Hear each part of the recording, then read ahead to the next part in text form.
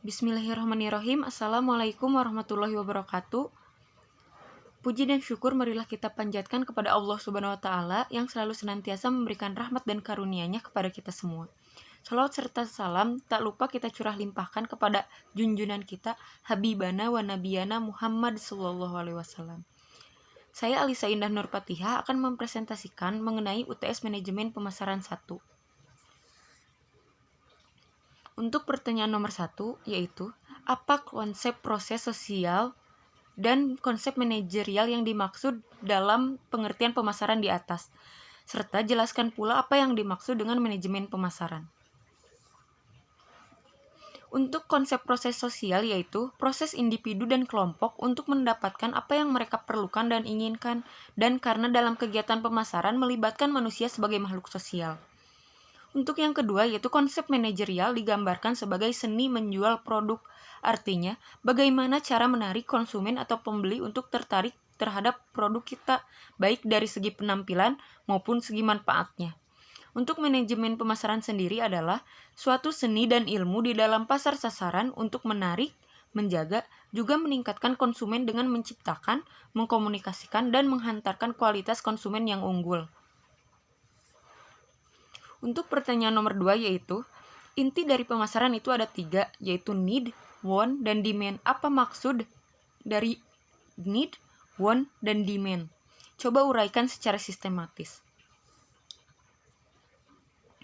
Kebutuhan atau need adalah suatu keadaan dirasakannya ketiadaan kepuasan dasar tertentu. Kebutuhan merupakan hakikat biologis manusia. Contohnya, kebutuhan sandang, pangan, dan papan.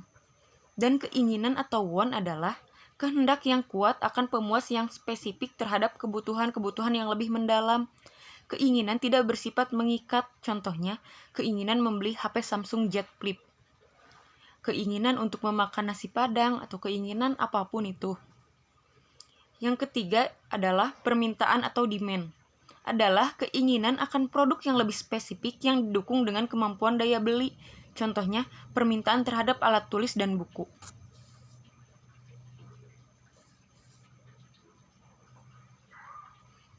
Untuk pertanyaan nomor 3 yaitu, jelaskan bagaimana perbedaan konsep penjualan dan konsep pemasaran, dan sebutkan apa yang dipasarkan itu. Untuk konsep penjualan, titik awal dari pabrik, fokus terhadap produk yang dihasilkan, sarana penjualan dan promosi, akhir keuntungan melalui volume penjualan. Untuk konsep pemasaran, titik awal dari riset pasar, fokus dari kebutuhan dan keinginan konsumen, pemasaran yang integrasi, akhirnya keuntungan dari kepuasan pelanggan.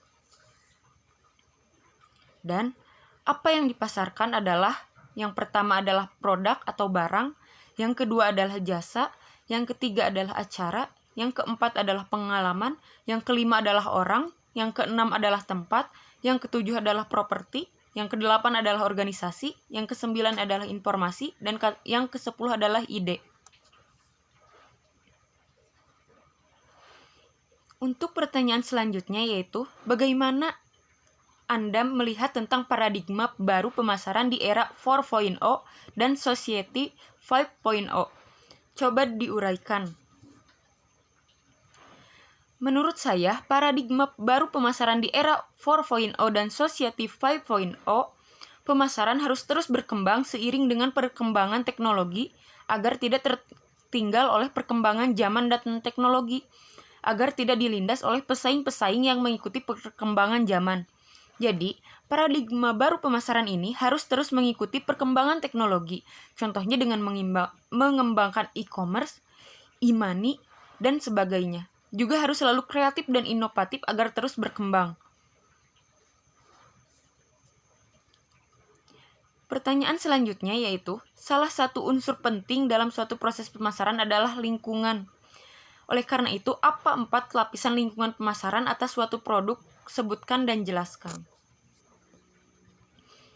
Yang pertama adalah lingkungan pasar, yaitu tempat terjadinya transaksi antara pembeli dan penjual secara keseluruhan. Yang kedua adalah lingkungan mikro dan makro, adalah tempat yang di dalamnya terdiri atas berbagai kekuatan serta lembaga yang memiliki hubungan dan mampu mempengaruhi transaksi yang terjadi. antara pasar dan perusahaan. Lingkungan mikro lebih kecil, sedangkan makro lebih luas. Yang ketiga adalah lingkungan internal, adalah seluruh kegiatan internal perusahaan yang bisa dikontrol untuk meraih tujuan dan menjalankan strategi pemasaran. Yang keempat adalah lingkungan eksternal, yaitu seluruh aktivitas pemasaran yang dilakukan di luar kendali pihak pemasar atau di luar kendali pihak perusahaan.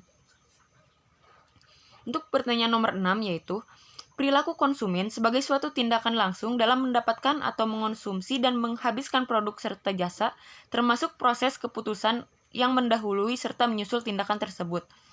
Berdasarkan teori tersebut, jelaskan wujud konsumen, personal consumer, dan organisasional consumer, serta jelaskan jenis perilaku konsumen termasuk ciri-cirinya.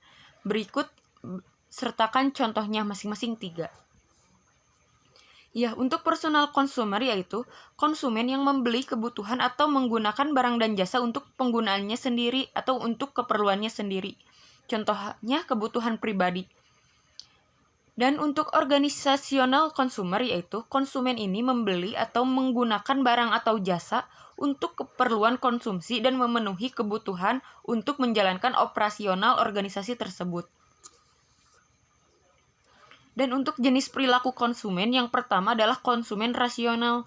Ciri-cirinya membeli berdasarkan kebutuhan dan akal serta prinsip ekonomi. Contohnya, membeli kebutuhan makanan, membeli alat tulis dan buku, membeli baju yang diperlukan atau seperlunya. Yang kedua adalah konsumen irasional. Ciri-cirinya mudah diiming-imingi, mudah terpengaruh oleh influencer atau iklan, membeli tidak sesuai kebutuhan. Contohnya, membeli barang lucu karena bintang iklannya artis favorit, memiliki produk yang bestseller, membeli iPhone karena prestis atau gengsi. Yang ketiga adalah perilaku konsumen kompleks. Ciri-cirinya, banyak hal yang harus dipikirkan saat akan membeli meskipun didukung oleh daya beli. Contohnya, saat akan membeli handphone baru masih ragu-ragu karena handphone lama masih bisa dipakai. Jika membeli laptop, pasti akan menimbang-nimbang apakah harus beli atau tidak meskipun uang telah tersedia. Selanjutnya, perilaku membeli yang mengurangi perbedaan atau disonansi. Ciri-cirinya, konsumen takut terlibat saat pembelian kesulitan membedakan merek. Contohnya, tidak bisa membedakan merek sampo A dan sampo B. Apa keunggulannya? Terus saat akan membeli handphone tidak bisa membedakan spesifikasi atau apapun itu. Dan selanjutnya adalah perilaku membeli yang telah terbiasa atau kepribadian merek. Ciri-cirinya biasanya konsumen ini akan tetap pada satu merek. Pembelian produk karena telah terbiasa, keputusan pembelian tidak dipengaruhi oleh loyalitas. Contohnya, hanya ingin memakai sampo dengan merek Jet, hanya ingin menggunakan HP dengan merek Samsung, dan hanya akan memakai baju dari brand atau merek tertentu. Dan yang terakhir adalah perilaku yang mencari keragaman produk. Ciri-cirinya, konsumen akan mencoba beberapa produk dilakukan bukan karena tidak puas terhadap produk lainnya. Contohnya, adalah konsumen ingin mencoba parfum dengan wangi yang lain karena bosan dengan wangi yang sebelumnya. Atau ingin mencoba hal yang baru. Contoh selanjutnya adalah konsumen ingin mencoba permen dari merek yang lain meskipun rasanya sama. Terus konsumen ingin mencoba rasa dari merek yang lain. Untuk pertanyaan yang terakhir adalah, uraikan secara lengkap dan sistematis faktor utama yang mempengaruhi perilaku konsumen seperti kebudayaan, sosial, pribadi, dan psikologis. Faktor-faktor budaya yang pertama adalah budaya sendiri. Serangkaian nilai, persepsi, keinginan, dan perilaku dasar yang dipelajari oleh anggota masyarakat dari keluarga dan instansi penting lain. Yang kedua adalah subbudaya. Kelompok orang yang memiliki sistem nilai yang sama berdasarkan pengalaman dan situasi kehidupan yang serupa.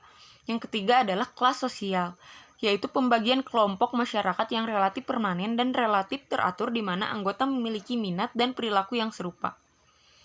Untuk faktor-faktor sosial, yang pertama adalah kelompok, 2 atau lebih orang yang berinteraksi untuk memenuhi tujuan individu atau tujuan bersama.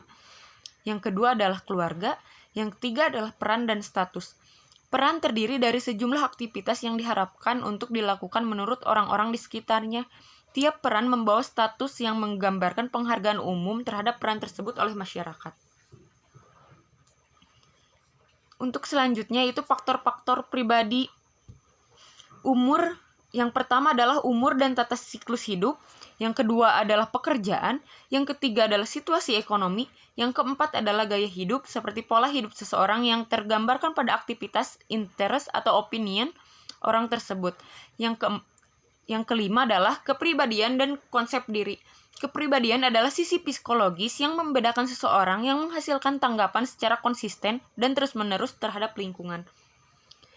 Untuk faktor-faktor psikologis, yaitu yang pertama motivasi, kebutuhan yang mendorong seseorang secara kuat mencari kepuasan atau kebutuhan tersebut. Yang kedua persepsi, proses menyeleksi, mengatur, dan menginterpretasikan informasi guna membentuk gambaran yang berarti tentang dunia. Yang ketiga adalah pembelajaran, yaitu perubahan perilaku seseorang karena pengalaman. Yang keempat adalah keyakinan dan sikap, yaitu keyakinan adalah pemikiran deskriptif yang dipertahankan seseorang mengenai sesuatu. Sedangkan sikap merupakan evaluasi perasaan dan kecenderungan yang konsisten atau suka atau tidak terhadap sesuatu. Sekian presentasi dari saya mengenai UTS Manajemen Pemasaran 1. Mohon maaf apabila ada kesalahan dalam berkata-kata. Wabillahi taufiq wal hidayah. Wassalamualaikum warahmatullahi wabarakatuh.